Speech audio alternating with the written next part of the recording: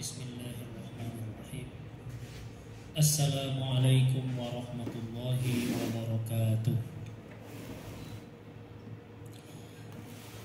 Alhamdulillah, nahmaduhu wa nasta'inuhu wa nastaghfiruh wa na'udzu billahi min shururi anfusina wa sayyiati a'malina. May yahdihillahu fala mudilla lahu wa may yudlil fala hadiya lahu.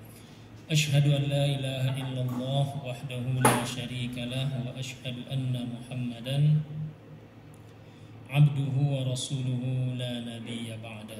Amma ba'du. Jamaah salat zuhur yang dirahmati Allah Subhanahu wa taala.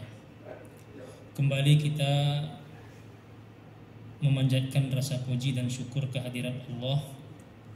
Pada siang hari yang berbahagia ini kita kembali dapat laksanakan sholat zuhur secara berjamaah, dan sejenak sambil istirahat kita duduk beriktikaf mendengarkan beberapa hadis Rasulullah Sallallahu Alaihi Wasallam. Sama-sama kita belajar memperdalam keimanan. Mudah-mudahan waktu yang kita lewatkan di kesempatan yang berbahagia ini menjadi amal yang bernilai ibadah di sisi Allah Subhanahu wa taala. Amin ya rabbal alamin. Seperti biasa kita akan membaca kitab Al-Arba'in An-Nawawiyah, yaitu kumpulan hadis-hadis pokok di dalam agama Islam yang ditulis oleh Al-Imam Yahya bin Syaraf An-Nawawi rahimahullahu ta'ala yang wafat pada tahun 676 Hijriah atau sekitar 900 atau 800 tahun yang lalu. Pada pertemuan bulan lalu kita sudah sampai pada hadis yang ke 10. Maka insya Allah pada pertemuan siang ini kita akan sama-sama membaca dan mempelajari hadis yang ke-11. Bismillahirrahmanirrahim. Al-hadis al-hadi ashar an Abi Muhammad Al-Hasan ibn Ali ibn Abi Talib sibti Rasulillah sallallahu alaihi wasallam wa raihanatihi radhiyallahu anhuma qala hafiztu min Rasulillah sallallahu alaihi wasallam da' ma yaribuka ila ma la yaribuka rawahu at-Tirmizi wan Nasa'i wa qala at-Tirmizi haditsun hasanun sahih. Jamaah sidang salat zuhur yang dirahmati Allah Subhanahu wa taala. Kita bacakan terjemahan literlek terlebih dahulu. Hadis yang ke-11, al-hadis al-hadi ashar. An Abi Muhammad, diriwayatkan dari Abu Muhammad Al-Hasan ibn Ali ibn Abi Talib, yaitu Hasan bin Ali bin Abi Talib, sibti Rasulullah sallallahu alaihi wasallam, cucu Rasulullah sallallahu alaihi wasallam, wa raihanatihi, dan raihan beliau. Nanti akan kita jelaskan raihanah ini. Qala, Hasan berkata, hafiztu min Rasulillah sallallahu alaihi wasallam, aku menghafal suatu perkataan dari Rasulullah sallallahu alaihi wasallam. Da' ma yaribuka, tinggalkanlah apa yang membuatmu ragu, ila ma la yaribuka, kepada apa yang tidak membuatmu ragu. Rawahu Tirmizi wan Nasa'i, diriwayatkan oleh Imam At-Tirmizi dan Nasa'i. Wa qala Tirmizi, dan Imam Tirmizi berkata hadisun hasanun sahih. Hadis ini sanadnya hasan lagi sahih. Hadirin jamaah yang dirahmati Allah Subhanahu wa taala. Hadis yang ke-11 ini merupakan salah satu hadis yang pokok di dalam agama Islam, yang menjadi sumber utama dalam hukum Islam dan menjadi landasan utama dalam perilaku seorang muslim sehari-hari, yaitu bagaimana Rasulullah memerintahkan kita untuk meninggalkan semua hal yang membuat kita ragu, yang membuat kita was-was, yang membuat kita gelisah, menuju atau hanya melakukan hal-hal yang tidak membuat kita was-was atau yang mendatangkan ketenangan di dalam jiwa kita. Hadis ini diriwayatkan dari Al-Hasan bin Ali, yaitu Hasan bin Ali, yaitu sibti Rasulullah sallallahu alaihi wasallam, cucu dari Rasulullah sallallahu alaihi wasallam. Jamaah yang dirahmati Allah, seperti kita ketahui bersama bahwa Rasulullah itu punya dua orang cucu yang terkenal, yaitu Hasan dan Husain. Sebetulnya cucu Rasulullah itu ada 6 orang. Jadi Rasulullah Shallallahu Alaihi Wasallam itu kan punya istri 11. Dari 11 itu, yang beliau punya anak itu cuma 2, yaitu dari Khadijah dan dari Maria. Jadi dari istri-istri beliau yang lain, Rasulullah itu tidak punya anak. Nabi itu punya anak hanya dari Khadijah. Dari Khadijah lahir 6 orang anak, yaitu Abdullah, Qasim, Zainab, Ruqayyah, Ummu Kalsum, dan Fatimah. Ini 6 orang anak Rasulullah dari istrinya yang bernama Khadijah atau Siti Khadijah. Sementara dari istrinya yang bernama Maria, Rasulullah itu punya istri dari Mesir, seorang budak. Nah, yang dihadiahkan oleh Raja Mesir kepada beliau namanya Maria Al-Qibtiyah. Maria orang Koptik ya. Orang Koptik itu kalau sekarang itu orang-orang Kristen Koptik yang ada di Mesir ya. Nah, dari Maria ini Rasulullah punya anak namanya Ibrahim. Nah, seluruh anak laki-laki Rasulullah itu semuanya meninggal ketika masih kecil. Ibrahim itu meninggal ketika masih dalam keadaan menyusui, mungkin belum sampai 2 tahun. Begitupun dengan Qasim dan Abdullah, semuanya meninggal ketika masih kecil. Jadi beliau tidak punya anak dari anak laki-laki, tidak punya cucu dari anak laki-laki. Sementara dari anak perempuan ada Ruqayyah, ada Ummu Kalsum, ada Zainab, ada Fatimah. Yang punya anak itu hanya Fatimah. Sedangkan Ruqayyah, Ummu Kalsum, dan Zainab itu juga tidak diriwayatkan punya anak. Jadi satu-satunya anak Rasulullah yang punya anak itu hanyalah Fatimah. Nah, Fatimah menikah dengan Ali bin Abi Thalib itu dikaruniai 5 orang anak, bukan 6 ya, 5 ya. Yang pertama namanya Muhsin, yang kedua Hasan, yang ketiga Husain, yang keempat Zainab, dan yang kelima Ummu Kulsum.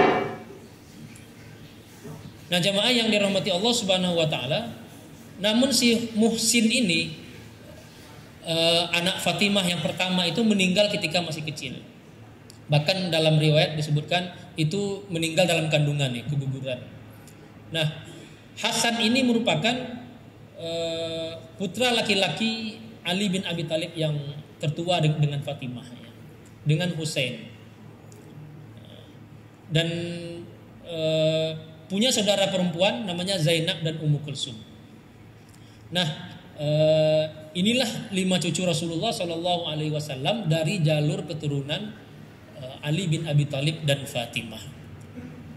Ada yang mungkin yang bertanya, apa perlu kita menghafal nama-nama ini gitu? Kalau saya kira perlu ya, jemaah yang dirahmati Allah Subhanahu wa taala. Sebab dengan mengetahui hal ini, setidaknya hubungan emosional kita, kedekatan kita dengan sirah Rasulullah Sallallahu Alaihi Wasallam itu semakin dekat, semakin menambah kecintaan kita kepada ahli baitnya Rasulullah Sallallahu Alaihi Wasallam. Nah, yang meriwayatkan hadis ini adalah Hasan Hasan bin Ali radhiyallahu taala anhu, sibti Rasulillah sallallahu alaihi wasallam, cucu Rasulullah sallallahu alaihi wasallam. Hasan ini, jamaah yang dirahmati Allah, itu lahir pada tahun 3 Hijriah. Artinya ketika Nabi sudah hijrah ke Madinah 3 tahun. Lahirlah si Hasan ini, Hasan bin Ali ini. Setelah itu tahun berikutnya atau 2 tahun setelah itu lahir pula si Husain, Husain bin Ali, Hasan dan Husain. Jadi ketika Nabi meninggal pada tahun ke-11, Hasan ini masih berusia 8 tahun. Ketika Rasulullah itu wafat, Hasan bin Ali ini masih kanak-kanak ya, 8 tahun. Mungkin kalau sekarang anak 8 tahun kelas 2 SD. Oleh karena itu jamaah yang dirahmati Allah, itu tidak banyak kita akan mendapatkan hadis-hadis Nabi yang diriwayatkan dari Hasan. Karena memang Hasan ini ketika meninggal dia masih kecil. Jadi tidak begitu banyak hadis yang diriwayatkan dari beliau. Dan dia meninggal, Hasan bin Ali ini, pada tahun 49 Hijriah atau 50 Hijriah. Dan makamnya ada di Baqi, di Madinah Al-Munawwarah. Kalau kita pergi umroh, itu di sebelah Masjid Nabawi ada Baqi, Baqi Al-Gharqad, Al-Baqi ya. Dan di situ dimakamkan beberapa sahabat, termasuk diantaranya Hasan bin Ali radhiyallahu taala anhu. Sibti Rasulullah sallallahu alaihi wasallam, cucu dari Rasulullah sallallahu alaihi wasallam. Dan keturunan Hasan dan Husain inilah yang disebut dengan as-sayyid ya, kalau zaman sekarang, sayyid. Jadi ada sayyid, ada syarif. Orang-orang Arab ataupun non-Arab yang ada jalur keturunan dari Hasan dan Husain, itu kita sebut dengan sayyid, as-sadah, para sayyid ya. Ada juga syarif. Syarif itu adalah orang-orang yang punya hubungan kekerabatan dengan Rasulullah walaupun bukan dari Hasan dan Husain. Misalnya keturunan Bani Hashim atau keturunan Abu Talib. Nah, itu namanya syarif. Nah, kalau dia bergelar as-sayyidus syarif, berarti dia keturunan dari Hasan bin Ali radhiyallahu atau Husain bin Ali radhiyallahu anhu. Yang itulah yang disebut oleh ulama-ulama dari Yaman, Hadramaut, sebagai Habib. Ya. Habib itu artinya orang yang menjadi kecintaan kita, cintai kita. Kenapa disebut Habib? Karena Rasulullah Shallallahu Alaihi Wasallam itu dalam sebuah hadis yang diriwayatkan oleh Imam Bukhari atau Muslim kalau tidak salah, Imam Bukhari ya, Rasulullah Shallallahu Alaihi Wasallam diriwayatkan dari Al-Barra bin Azib radhiyallahu taala anhu pernah menggendong Hasan bin Ali itu di pundak beliau. Rasulullah menggendong Hasan ini di pundak ya, di bahu. Lalu Rasulullah SAW bersabda, Allahumma inni uhibbuhu, ya Allah, aku sungguh mencintai anak ini, Hasan maksudnya. Fa ahibbahu, maka oleh karena itu cintailah dia ya Allah. Wa ahibba may yuhibbuhu, dan cintailah orang yang mencintainya. Jadi Rasulullah berdoa kepada Allah, ya Allah, cintailah orang yang mencintai cucuku ini. Itu hadis dalam Sahih Bukhari. Nah, oleh karena itu para ulama kemudian dari anak keturunan beliau inilah, karena ingin menimbulkan rasa cinta kepada keturunan Rasulullah Shallallahu Alaihi Wasallam, mereka ini disebut dengan Habib ya. Di Indonesia Habib atau Habaib ya. Dan Allah telah berfirman di dalam Al-Quran, Qul la as'alukum alaihi ajran illal mawaddata fil qurba. Rasulullah itu meminta kepada kita al-mawaddata fil qurba, agar kita mencintai kerabat beliau, termasuk anak keturunan beliau. Jadi ini merupakan salah satu bentuk kecintaan kita kepada Rasulullah, yaitu mencintai anak-anak dan keturunan beliau. Nah, Imam An-Nawawi di sini menyebutkan sibti Rasulullah sallallahu alaihi wasallam, cucu Rasulullah sallallahu alaihi wasallam, wa raihanatihi, dan raihannya beliau. Raihan ini artinya adalah sejenis tanaman.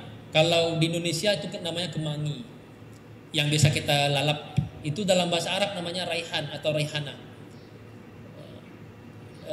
atau ada juga yang sebangsa itu namanya basil ya kalau tidak salah, dia mirip-mirip. Orang Arab itu suka mencium bau raihan, sehingga raihan itu, kemangi itu dijadikan parfum ya. Menjadi salah satu bahan parfum itu adalah kemangi. Nah, wangi kemangi ini kan suka dicium orang. Maka Rasulullah menyebut Hasan ini dengan raihana. Hasan dan Husain dalam sebuah hadis disebut oleh Rasulullah, huma raihanataya. Dua anak ini adalah raihanku, kemangiku. Yang karena kemangi itu suka dicium-cium, karena dia wangi, suka dicium ya. Karena aromanya yang menyenangkan, seperti aroma anak-anak. Maka Rasulullah menyebut cucunya itu sebagai raihan, yaitu kemangi. Dan kalau ada orang yang sekarang namanya raihan atau raihana, itu adalah artinya kemangi atau sama dengan gelar cucu Rasulullah Shallallahu Alaihi Wasallam. Nah, mungkin ada teman kita yang namanya Raihan. Radhiyallahu anhuma, semoga Allah meridhai keduanya. Qala, Hasan berkata, hafiztu min Rasulillah sallallahu alaihi wasallam. Saya menghafal dari Rasulullah sallallahu alaihi wasallam. Saya mengingat sebuah hadis dari Rasulullah sallallahu alaihi wasallam. Apa sabda beliau? Da' ma yaribuka. Tinggalkanlah apa-apa yang membuatmu ragu. Ila ma la yaribuka. Menuju apa-apa yang tidak membuatmu ragu. Tinggalkanlah sesuatu yang membuatmu gelisah kepada sesuatu yang tidak membuatmu gelisah. Tinggalkanlah sesuatu yang membuatmu was-was kepada sesuatu yang tidak membuatmu was-was. Hadis ini diriwayatkan oleh Imam At-Tirmizi dan beliau berkata hadisnya hasan dan sahih. Jamaah yang dirahmati Allah Subhanahu wa taala, hadis ini mengajarkan kepada kita bahwa Islam itu menghendaki kita agar merasakan ketenangan di dunia ini. Dalam menjalani hidup, kita itu hidup dengan tenang, lepas dari was-was, lepas dari gundah, lepas dari gelisah. Oleh karena itu Rasulullah itu mengingatkan kepada kita, kalau ada sesuatu yang membuatmu was-was, gelisah, ragu-ragu, tinggalkan. Dan para ulama mengatakan bahwa ini berlaku dalam berbagai aspek. Dalam aspek hukum misalnya, sesuatu yang masih dikeragui, masih belum pasti, masih membuat keraguan, maka itu tidak bisa menjadi patokan dalam hukum. Maka dalam hadis yang sahih diriwayatkan, ada seorang sahabat yang merasakan kok tiba-tiba merasa kentut dalam sholat ya. Ada sahabat Nabi mengadu kepada Rasulullah, wajada fi batnihi syai'an. Dia merasa ketika sedang sholat, kok rasanya tadi saya kentut dalam sholat. Apakah saya harus tinggalkan sholat? Maka kata Rasulullah Shallallahu Alaihi Wasallam, la, tidak, hatta tasma'u sautan au tajidurihan. Teruskan sholatmu sampai engkau yakin benar-benar kentut. Tandanya tasma'u sautan, engkau dengar suara kentut, atau tajidurihan, atau engkau mencium bau busuk dari kentut tersebut. Nah, para ulama kemudian dari hadis ini mengambil sebuah kaidah, sebuah legal maksim. Beliau mengatakan, para ulama mengatakan, al-yaqinu la yazulu bisyak. Sesuatu keyakinan itu tidak bisa dihilangkan dengan sesuatu yang masih bersifat keraguan. Artinya ketika kita sholat, aslinya kan kita suci, itu yakin kita masih suci. Sedangkan buang angin kita masih ragu-ragu, entah ia buang angin entah tidak. Oleh karena itu, dalam keadaan seperti itu, yakinlah bahwa kita masih suci. Oleh karena itu, teruskan sholat kita. Begitupun misalnya ketika kita di tengah jalan ingin wudhu, bertemu air tergenang di dalam ember, kita mau wudhu, air hanya ada satu di dalam ember itu, maka apakah boleh kita gunakan untuk berwudhu? Boleh, walaupun dalam pikiran kita ada mungkin dugaan, jangan-jangan tadi air ini dijilat oleh anjing karena letaknya di pinggir jalan. Tapi itu kan baru dugaan, baru perkiraan. Maka perkiraan-perkiraan semacam itu tidak bisa menjadi patokan dalam hukum. Artinya dugaan-dugaan yang masih bersifat keraguan itu tidak bisa menyebabkan suatu hukum berubah. Air tadi pada asalnya suci, sedangkan dugaan itu air sudah dijilat anjing itu masih bersifat dugaan. Oleh karena itu tidak bisa menjadi patokan hukum. Artinya air tersebut masih bersifat suci. Begitupun dalam kesaksian, misalnya Rasulullah pernah didatangkan. Rasulullah itu kan ketika hidup juga berperan sebagai hakim. Ada saksi datang dihadapkan kepada Rasulullah. Rasulullah bertanya sebelum bersaksi, apakah engkau benar-benar yakin? Yakin, kata orang itu. Apakah engkau yakin seperti terangnya matahari di siang hari? Ataras syamsa, apakah engkau melihat matahari, kata Rasulullah. Apakah engkau yakin keteranganmu itu seterang matahari di siang hari? Orang tersebut yakin, iya. Maka Rasulullah mengatakan walimis liha fashhad. Oleh karena itu, kalau benar begitu keyakinanmu, maka silakan kau bersaksi. Artinya kalau ada saksi memberikan keterangannya itu masih ragu-ragu, entah iya atau tidak, maka kesaksian seperti ini itu tidak dapat diberikan. Dan kalaupun dia bersaksi dan sudah bersumpah, maka itu menjadi tanggung jawab dan dosa dia di hadapan Allah Subhanahu wa taala. Begitupun hakim dalam mengambil keputusan haruslah benar-benar yakin dan tidak ada keraguan sedikit pun. Oleh karena itu dalam bahasa hukum kita sering mengistilahkan sah dan meyakinkan. Benar-benar yakin, barulah kita dapat mengambil sebuah keputusan di dalam hukum. Nah, jamaah yang dirahmati Allah Subhanahu wa taala, itu semua bersumber di dalam berdasarkan hadis ini.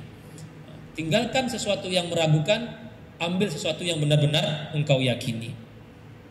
Itu dari aspek hukum misalnya. Dari aspek lain misalnya dari aspek wara' atau tasawuf, kita juga dituntut di dalam kehidupan ini untuk bersifat wara'. Di dalam makan misalnya, makanlah sesuatu yang benar-benar hanya kita yakin itu halal. Kalau ada keraguan di dalam diri kita ini entah halal atau tidak, maka lebih baik kita tinggalkan. Walaupun kita belum yakin itu haram, tapi kita ada keraguan di dalam diri kita, maka itu tinggalkan. Begitupun dalam mendapatkan harta, uang dan segala macam. Kalau ada sesuatu yang meragukan kita ini sah, legal, halal apa tidak. Kalau kita yakin benar-benar itu halal, maka silakan kita ambil. Tapi kalau ada syubhat, keraguan di dalam diri kita, maka alangkah lebih baiknya kita tinggalkan. Karena apa? Keraguan itu nih di dalam hadis lain ini ada sambungannya sebetulnya. Dalam riwayat yang lain diceritakan fa innas sidqa tuma'ninah, kata Rasulullah. Karena sesuatu yang kebenaran, suatu kejujuran itu akan melahirkan ketenangan. Fa innas sidqa tuma'ninah wal kazibu ribah. Sedangkan kedustaan, kebohongan, ketidakbenaran itu akan menimbulkan resah, menggelisah di kemudian hari, akan menimbulkan was-was di kemudian hari. Cobalah kalau kita melakukan kesalahan misalnya, pasti akan mendatangkan kegelisahan setelah itu. Bahkan kesalahan kita yang lalu pun itu menjadi dasar kegelisahan kita pada hari ini. Mungkin kita pernah bersalah sama teman kita, itu sudah lama, tapi gelisahnya kadang-kadang masih terasa sampai sekarang. Ya. Nah begitulah Islam mengajarkan kita agar kita hidup tenang, da'ma ya ribuk, tinggalkan sesuatu yang meragukanmu, membuatmu was-was, ya. Ila ma la ya ribuk, dan hanya kerjakanlah sesuatu yang membuatmu tenang. Dan kalau kita berkaca ya jamaah yang dirahmati Allah Subhanahu wa taala kepada para pendahulu kita, para sahabat, para tabi'in, itu bagaimana Rasulullah itu mengajarkan kepada cucu beliau si Hasan ini agar meninggalkan sesuatu walaupun belum jelas haram, masih syubhat ditinggalkan. Ini hadis ini lahir, latar belakangnya adalah suatu ketika Hasan ini datang ke rumah Rasulullah SAW, lalu melihat ada kurma di rumah. Kurma ini merupakan kurma zakat, yang mana Rasulullah dan keluarganya itu haram memakan zakat, tidak boleh menerima zakat. Hasan ini makan kurma ini, dilihat oleh Rasulullah SAW, langsung mulutnya beliau pegang, lalu beliau congkel tuh kurma yang sudah dikunyah oleh Hasan, lalu beliau buang. Nah begitu takutnya Rasulullah SAW, anak cucunya itu memakan sesuatu yang masih bersifat syubhat. Ada seorang tabi'ut tabi'in namanya Yazid bin Zurai ya. Ini riwayatnya sangat terkenal. Beliau ini bapaknya itu orang kaya, seorang pejabat ya, di dinasti Abbasiyah atau Umayyah ya, kalau tidak salah. Abbasiyah. Ketika ayahnya meninggal, ayahnya itu mewariskan harta untuk dia sebanyak 500.000 dirham. 500.000 dirham, mungkin kalau sekarang itu miliaran. Satu pun nggak diambil sama dia. Karena apa? Dia ragu. Ayahnya ini kan seorang pejabat, tidak jelas lah katakan begitu. Lalu dia memilih menjadi seorang tukang pembuat keranjang dari gerabah, dan itu dijual untuk penghidupan beliau. Sementara harta ayahnya ini dia serahkan kepada Baitul Mal. Kita mungkin tidak sanggup sampai selevel itu ya. Tapi paling tidak mudah-mudahan setelah mendengar hadis Rasulullah SAW ini, kita lebih hati-hati dalam menjalani kehidupan, lebih warok ya. Warok itu adalah orang yang tidak hanya meninggalkan yang haram, tapi yang meragukan yang syubhat pun itu mulai dia tinggalkan untuk menghilangkan was-was dan keraguan dan kegelisahan di dalam hati. Mungkin ini yang dapat kita sampaikan berdasarkan hadis Rasulullah SAW ini. Mudah-mudahan dapat kita ambil hikmahnya dan dapat kita renungkan dan menjadi motivasi bagi kita semua. Kalau ada yang tutur kata yang tidak berkenan, saya mohon maaf. Usikum wa nafsi bitaqwallah. Wassalamualaikum warahmatullahi wabarakatuh.